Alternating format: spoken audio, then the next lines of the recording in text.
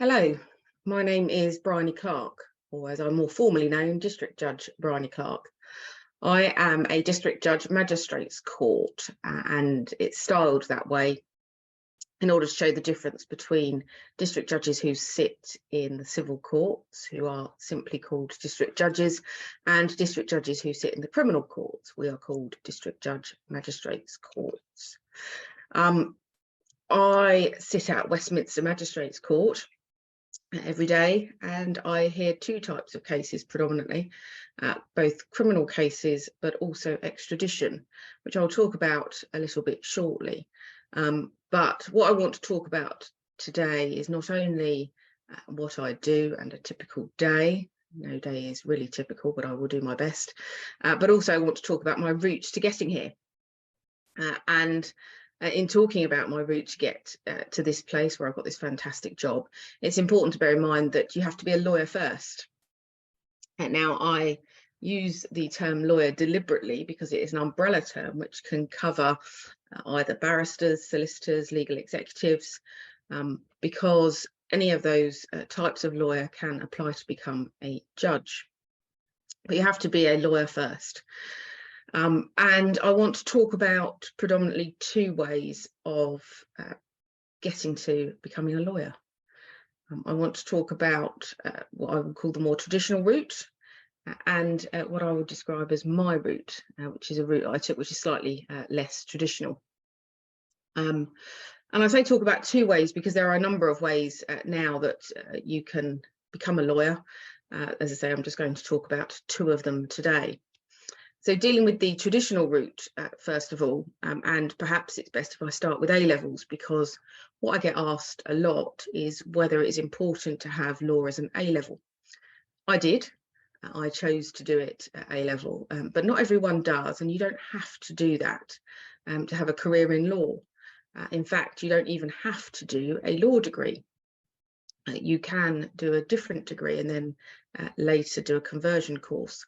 But what I'm going to talk about, as I say, in this lesson is about the more traditional route, so going down the route of doing a qualifying law degree.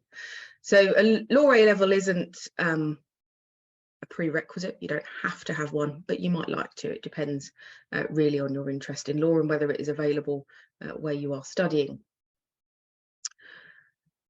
Then comes to the issue of the degree. The more traditional route sees someone undertaking a qualifying law degree. I use that word qualifying deliberately because there are some law degrees which are mixed. So, for example, law and international law, law and French, and they are great courses. But in order to have a qualifying law degree, there are certain modules that the university requires that you complete. Now, whatever university you are looking at going to or you are studying at, they will be able to tell you what those core modules are and whether a certain law degree counts as a qualifying law degree or not. After you've completed your undergraduate study or 3-year qualifying law degree, if you're going down the traditional route, you then have to do a period of postgraduate study. Now, at this point is where the professions veer off slightly. So if you wish to become a barrister, you will go on to complete a postgraduate course called the BTPC. It used to be called the Bar Vocational Course, which is a very practical course in which you undertake a lot of practical exercises in order to become a barrister.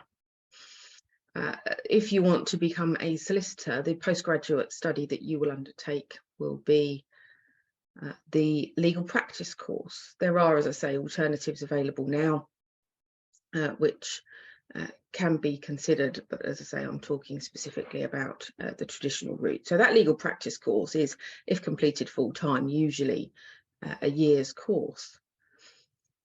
In that year, you will undertake a number of different modules dealing with business law, property, criminal, civil, and it's the more practical side of things rather than the academic study of the law, which you will have undertaken at undergraduate level.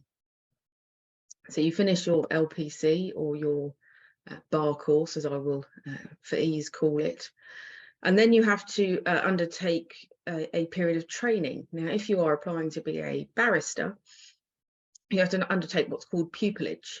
Now, pupillage is very hard to come by. A lot of people apply. A number of people, unfortunately, don't get pupillage first time, but it is the important and necessary part of your vocational study. That pupillage is split into 2 different sections. There is 6 months called the first 6, and then the second 6 months is called the second 6. In your first 6, you will not have any rights of audience. You will not be able to appear in court yourself. You are usually designated a pupil master or pupil supervisor, as it's now more commonly known, which will be an experienced barrister, or sometimes Silk, King's Counsel, who you will follow around, follow what they do, work on their cases and learn with them. And then when you get to the second 6, that is the point when you're able to appear what we call on your feet. So on your feet in court, you're able to present your own cases, very often at that stage in the magistrates' court, but not unheard of for second 6 pupils to appear in the Crown Court. As I say, I'm talking very specifically in relation to crime. Things are quite different in other practices, in common law sets and with civil practice. Once you've completed that period of pupillage, you then seek tenancy, which means that you seek to apply to barristers' chambers for a place in their chambers, and then you begin your working life proper. If, however, you've gone down the route of LPC because you want to be a solicitor, you complete that 1-year LPC or over an extended period. I'll come to that when I talk about my route. And you then have to undertake a training contract, which traditionally is a 2-year training contract. And in that time, you are working in a law firm. It's their responsibility to train you. You undertake additional training called the Professional Skills Course. And at the end of that training, you are then signed off and you're a qualified solicitor. Slight difference in that there is no period within that 2 years in which you are suddenly able to appear in court on your feet, subject to a few exceptions in family court and other arenas. The general rule is that you're only able to have rights of audience and appear in court on your feet after that 2-year period has finished. And then you are a lawyer and you will go about practicing law. That is the very traditional route to being a lawyer. As I say, there are a number of different options available. There is a route to become a legal executive. That is perhaps a more hands-on way of doing things, perhaps is one way of putting it, because often people amalgamate that and run that alongside their study. But then dealing with my route, how did I get here? Well, as I say, I'm a little bit unusual. I started working at my firm when I was 15 years old. Slightly different because in the route that I've just explained to you, most people won't start working in a law firm officially. Some people get work experience, but won't start working officially in a law firm until they are doing their training contract. But I decided to start early, and so I worked there as an office junior to begin with. And at that point, obviously, I was still undertaking my GCSEs and then remained there working part-time while I undertook my A-levels. Now, that part-time work was administrative work, filing, getting the coffees, seeing how the office ran, which was invaluable for later on. But there was a lot of grunt work to be done, and that's perhaps an important lesson. The grunt work is there to be done. You will have to do it. You can't, unfortunately, bypass any steps to get there. So I continued through my study. And then when I was doing my A-levels, I decided to go to university locally so that I would be able to continue to work there. I took the view that I had a good thing. I was working in the profession and didn't want to risk losing that by going away to university. And then in my first year at university, I think it was, I undertook what's called police station training. So you see on television programmes quite a lot. There are lawyers in interview with suspects who are being interviewed by the police. and you see the lawyers there and they're taking notes and they're scribbling. That's not a true reflection. I make it clear of what a lawyer does at the police station. But interestingly, you don't actually have to be a fully qualified solicitor to do that. There is a separate period of training called the Police Station Accreditation Scheme, in which you can go through a number of tests and exams to show that you are competent to do the job, and then you are qualified and can go to the police station, advise clients, and then sit an interview with them, advise them through the interview. And that was something that I did when I was still at university. That then meant I was on call, of course. So 3 a.m. calls to the police station were deeply unpleasant, but part of the job and part of that grunt work that I was talking about.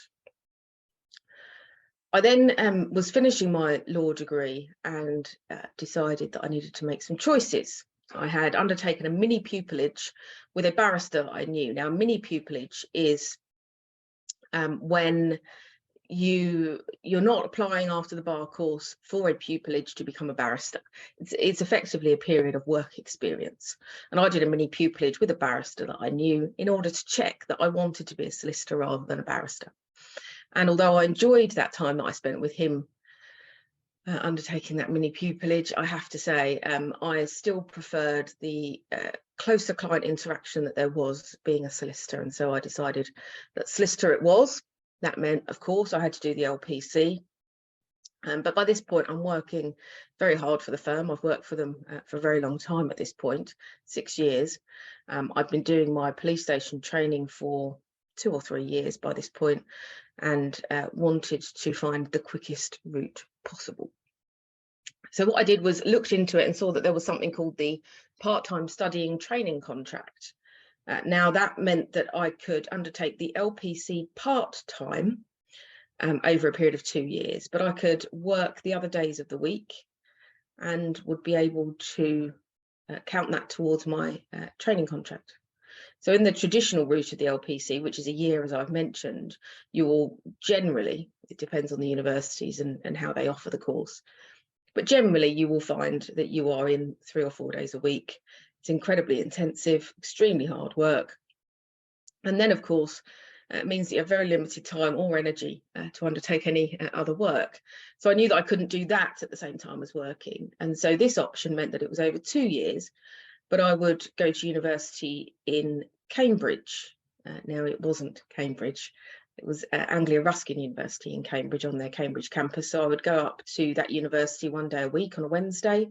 Very long day. We would start just before 10, finish at 7, and we would have a long intensive day once a week. But the other 4 days a week I could work in the office, and that counted towards my training contract. So 2 years of doing that officially counted as 1 year of my training contract. Great, I've got that part done. That then meant at the end of that 2 year period, I still had a year to do.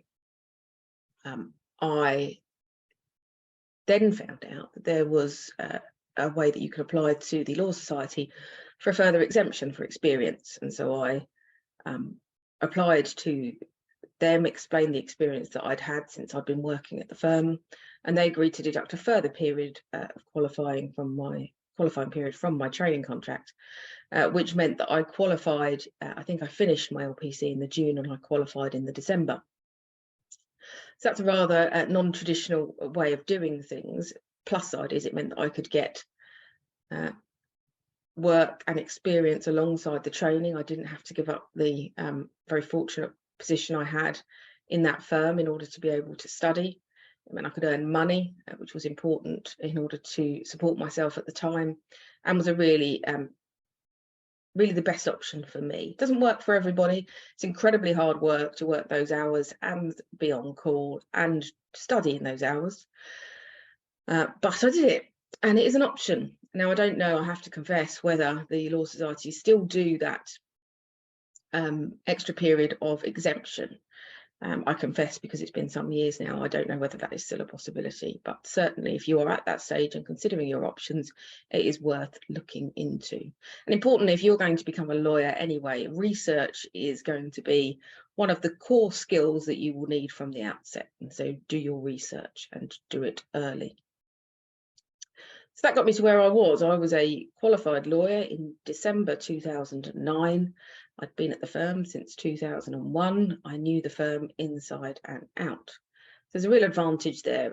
Everyone always talks about trying to get work experience early on, and that is invaluable advice. But if you're able to get into a law firm of any sort and are able to get some experience early on, even if it is just admin work, then that is really important, because you start to see how the business runs, and that will stand you in good stead later. So then I was a qualified lawyer. I didn't stop there. I gained my duty solicitor status. So that meant that I could be on a duty scheme. Let's say someone is accused of a crime and goes to court. I haven't got a lawyer, never been in that position before, don't know who to speak to. The criminal justice system runs a system called the duty solicitor scheme. So I would be duty on any given day at my local magistrate's court. If that person who was accused of a crime didn't have a solicitor because they'd never been in that situation before, wanted legal advice, they would come and see me, and that is provided free of charge. I would then represent them in court. But understandably, because you don't know what you're going to get until the minute that person walks through the door, you don't know what the allegation is that they face, you don't know what the evidence is. It could be something really unusual. So, for example, fly tipping, or application for statutory nuisance, something like that, which is particularly unusual. And so for that reason, you have to go through a separate qualification to prove that you are competent enough at being a solicitor to do that job. So I completed that in, I think, 2010. 2012, I applied for and gained my higher rights. That meant that my rights of audience didn't just extend to the magistrates' court, which is where I'd otherwise been practicing. It meant that I could also practice in the Crown Court. And that is something that if you go down the barrister route, you're able to do as soon as you start your second six, if you are instructed in cases in the Crown Court. But that's not the case for solicitors. So I gained that, but that didn't just mean that I could appear in the Crown Court. It also meant I could appear in the Court of Appeal and the Supreme Court. I didn't appear in the Supreme Court prior to taking judicial appointment. I did, however, appear in the Court of Appeal. Later on, I became a partner at the firm, having been made an associate shortly before that. And then came the point when I started thinking about judicial appointment. And so this gets me on to how I got to where I am now. So I'd been a lawyer, had been practicing for, I think, 8 years by that point, and wanted a different challenge. And then I applied to be a deputy district judge. Now, there is nothing which says that you cannot apply to be a full-time judge straight from practice. But there are a number of things that you have to demonstrate in terms of competence and ability, which might be difficult to demonstrate if you haven't had a part-time judicial appointment. So deputy district judge basically means I'm a deputy. On the days that I was there, I was sitting as a district judge, magistrates court. I was doing everything that a district judge would do. But essentially, it's part-time. It's a fee-paid position. You get paid a daily rate for the days that you go and do it. You have to undertake a minimum of 30 days a year, and you can sit up to a maximum of 50 days a year doing that. And in order to get that, you've got to show, or rules were at the time, and I think they still are, you've got to show that you've been in practice for 5 years. And then you have to show and demonstrate that you have a number of competencies. So, for example, for me, it was I had to demonstrate with examples which were directly applicable why I was able to exercise judgment appropriately, manage work efficiently, possessing and building knowledge, assimilating and clarifying information, and working and communicating with others, which sound daunting phrases, but that's just to give you an overview of the sort of thing you have to demonstrate. That was difficult because there were a number of assessments that you have to go through, and at each stage of the assessment, candidates who are applying get knocked out of the round because they don't quite make the cut. And then you go through to the next round, and then you might not make it through that round. Eventually, of course, I ended up at an interview in London. I say interview, part of it was an interview, competency based, but part of it, of course, was a role play that I had to do, pretending that I was a judge in court and dealing with the cases that they gave me. And would you believe I got the job first time, which is very unusual. A lot of people apply many times, and if you are at this stage and you are considering this in the future, bear in mind what I'm saying. Many people have to apply on many different occasions. It doesn't mean they are not worthy, it just means that the other competition was stiff. Or it may well mean that that simply wasn't your time. But I know very many excellent judges who applied and unfortunately didn't get through first, second, or even third time, and so perseverance is key. So then I became a deputy district judge, and I would do somewhere between 30 and 40 days a year, but of course had to juggle that with the day job, which was quite difficult. It's definitely showed an ability to manage work efficiently, because if I didn't, the work didn't get done, and I was having to juggle. And so I did that between 2017 and 2020. I would sit predominantly in London, sometimes further out into the southeast, but predominantly London. I then decided to apply to do the job full-time, which, as you probably have guessed now, would include further rigorous testing.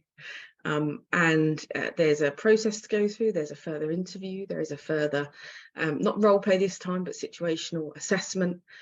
And fortunately, I was told late 2019 that I had been successful and started the job in March 2020. Now, at that point, I started working at Birmingham Magistrates Court because the need was for a judge there rather than anywhere closer to home. And so I moved up there for about 18 months and worked there almost exclusively doing criminal cases. And then in the latter part of last year, in fact, just over a year ago, I moved to Westminster Magistrates Court, and at that point started doing extradition. So that's my slightly less traditional route. Some would say there are far less traditional routes than mine, and that may as be, but I did things slightly differently. But just to perhaps pause there to say there are other options available. Have a look at the various different options. If I'm perfectly honest, if I have one regret, it is that I perhaps needn't have done a law degree. Much of what you do on a law degree is superb and will stand you in good stead for whatever you want to go into, but there will also be elements of the law degree which is slightly less relevant to what you end up doing in practice. I thoroughly enjoyed my law degree, but I also love literature and would have loved to have done an English degree and perhaps then a conversion course. So just think about your options. Just because you want to do law doesn't mean it has to be a law degree. And if you have a real passion for something else, give real thought to doing that as part of a degree and then crossing over later.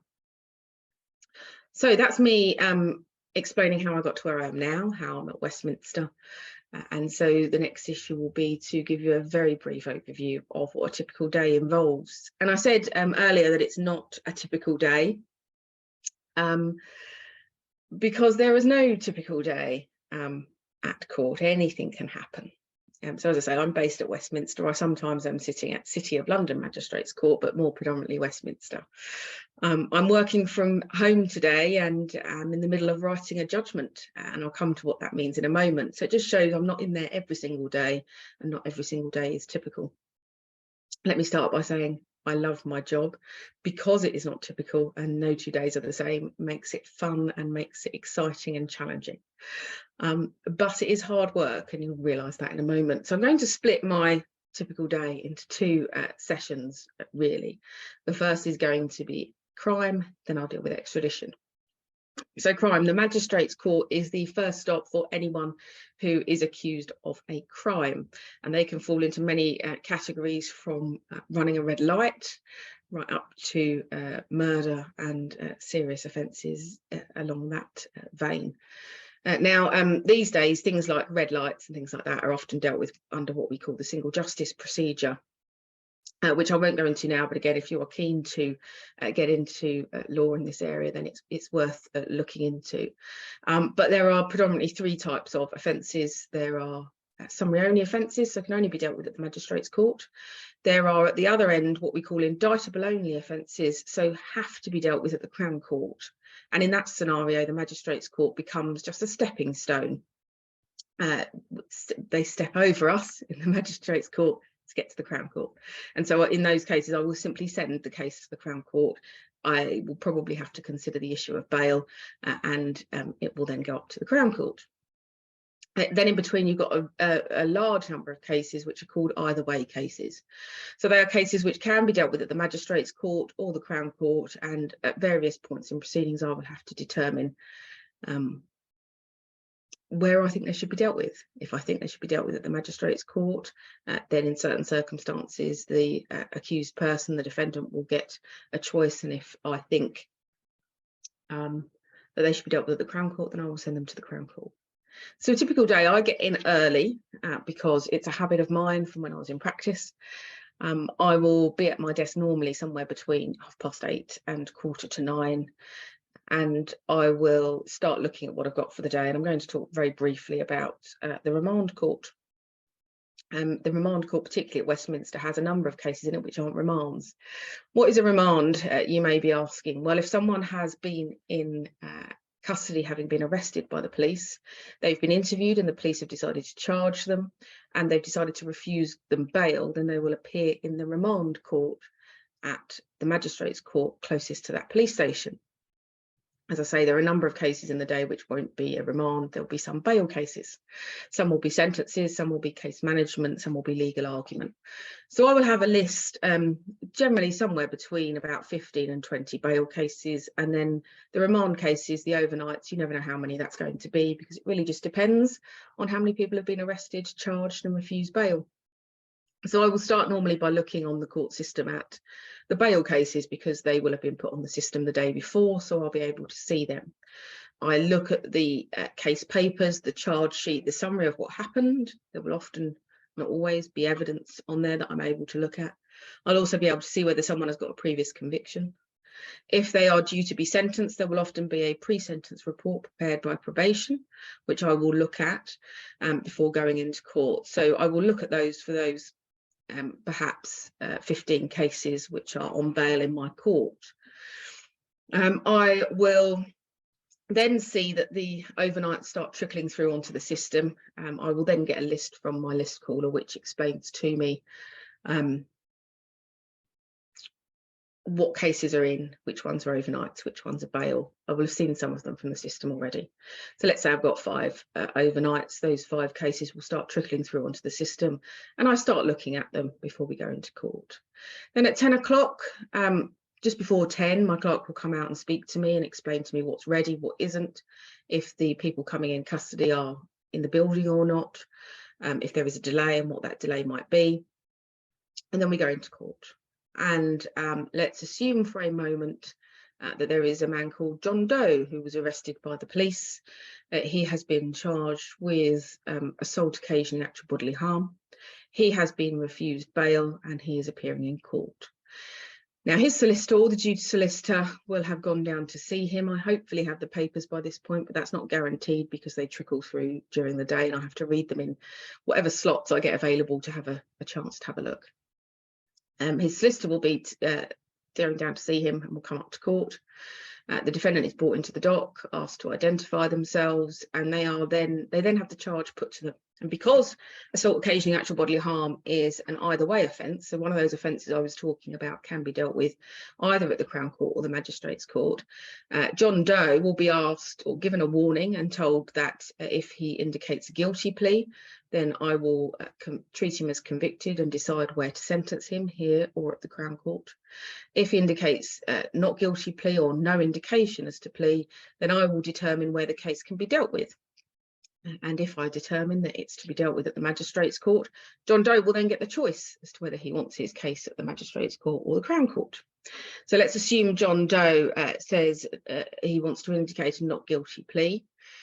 He takes a seat. I will then hear from the prosecution what the outline of the allegation is and what they say about where the case should be dealt with, and that's determined on a number of factors. The defence advocate will then have an opportunity to address me. I then determine where it should be dealt with. If I determine it's the Crown Court, then I send the matter to the Crown Court. If I determine it's the Magistrates' Court, we'd speak to John Doe. Let's say John Doe decides that he wants it in the Magistrates' Court. If it stays in the Magistrates' Court, I will then prepare what we call a case management form, which will have been completed by both parties first, and I will go through it and issue directions in order to set a trial date and ensure that the trial can go ahead and properly case managed. If it's determined that it's the Crown Court, I don't have to do that. I fill in a different form, shorter form, and send it to the Crown Court. And then whichever option it is, whether it's the Magistrates Court or Crown Court, I have to determine the issue of bail. So the prosecution will tell me whether they object to bail being granted. Sometimes they do, sometimes they don't. Just because they do agree that bail should be granted doesn't mean that I have to grant it. It's entirely a matter for me, having determined a number of factors. So they make their submissions to me, which will include reference to any previous convictions, any offences previously committed on bail, and any occasions when the defendant has previously failed to surrender to custody. The defence will then make a bail application. Sometimes they don't, but that's more rare. And I then have to determine whether I can release this person on bail, and if so, with which conditions. If I can, then I will bail them and explain to them the importance of turning up at court and the importance of complying with bail conditions. If I decide that they cannot be granted bail and they should be remanded in custody, I will remand them in custody, and if it's gone to the Crown Court, I will send it off to the Crown Court and they will deal with the next bail application. If it's a matter which is staying in the Magistrates Court, then I list it in 7 days for another bail application to take place. So that defendant, John Doe, will get his second application for bail 7 days later. And that's one case. And there are, as you'll recall me saying, about 15 bail cases, perhaps 5 of those cases. I'll also be determining sentences, whether someone gets a community order, a suspended sentence, or goes to prison. Some people in, for example, John Doe's situation, will come up to court and indicate a guilty plea, and I then have to determine whether I can sentence them in the Magistrates Court or whether I need to send it to the Crown Court to be sentenced there. One of the main determining factors there will be the sentence available. The sentencing powers of the Magistrates Court have increased recently, so for one single offence where the maximum is 12 months or above, I can now impose 12 months. It used to be 6 months. And so if it is an offence committed after June and the sentencing guidelines suggest it should be about a year's sentence, then I can deal with it and sentence perhaps on that day. If the sentencing guidelines suggest it's going to be a sentence of perhaps 2 years, then that's clearly outside of my sentencing powers, and I will send it to or commit it to the Crown Court for sentence. So that's my typical crime day. I'll be in and out of court a lot because things aren't always ready. Solicitors need time to speak to their lawyers. Solicitors need time to speak to their clients, and it's very important that time is given to them appropriately so they can get proper advice. I will also be waiting for people to arrive in custody because cell space often gets used up quite quickly. I'll be waiting for papers. So a number of options. If I don't have something ready, I will offer help to the other crime courts there. We often have about 6 crime courts running a day, so there's always something that I can assist with, and if that's the case, I'll simply get the papers as soon as the case is transferred to me, have a quick look at them, and then get on with it, decide whether I'm going to deal with bail or sentence. Trials are a different matter, but we haven't got time for me to go into everything today, so I'm just going to touch briefly on extradition. So for those who don't know, extradition is predominantly the context I'm going to talk about it, is where another country, for example, Poland, have got someone who was allegedly there a year ago and committed an offence and has then left Poland and is now in the UK. And Poland want that person back in Poland so that they can either, there were 2 options, be prosecuted and have a trial for that alleged offence, or if they've already been convicted, to be returned to serve that sentence. And there are a number of reasons why you might not return someone to Poland to either face trial or serve the sentence, the details of which I won't go into in full now, we don't have time for that. But there are a number of different options and a number of challenges to extradition. Some people don't challenge it. The example I've just given, the person who's wanted in Poland might decide, yes, I'll go back, I'll serve my sentence, or yes, I'll go back to Poland and I will have my trial and I will comply and go back, and happy to do so. Some people consent and go back almost immediately. Some people, however, challenge extradition and then a hearing has to be set. Much like in crime, we have to have a first administrative hearing, and so the case will always come into the extradition remand court first, and then it is fixed for a full hearing to take place. The extradition remand court, much like crime court, has a number of overnights or new arrests. So if someone is arrested yesterday evening and wanted on that warrant from Poland, they will be produced at court this morning into the extradition remand court. But that remand court also deals with video links. So those second bail applications I was talking about, they apply in extradition as well. So the extradition remand court is very busy. I get into court building the same time. There is less on the system that I'm able to look at to assist me. And there's a very little I can prepare, and I will go into court, be given my list of perhaps 30 cases plus new arrests, and I will go in and find out what each case is about, more or less as it's called on. It's called on, I ask the person whether they wish to consent to being extradited. If they do, then I will order their extradition. If they don't, I'll list the matter for a full hearing in a couple of months' time, and I will case manage it. I consider the issue of bail.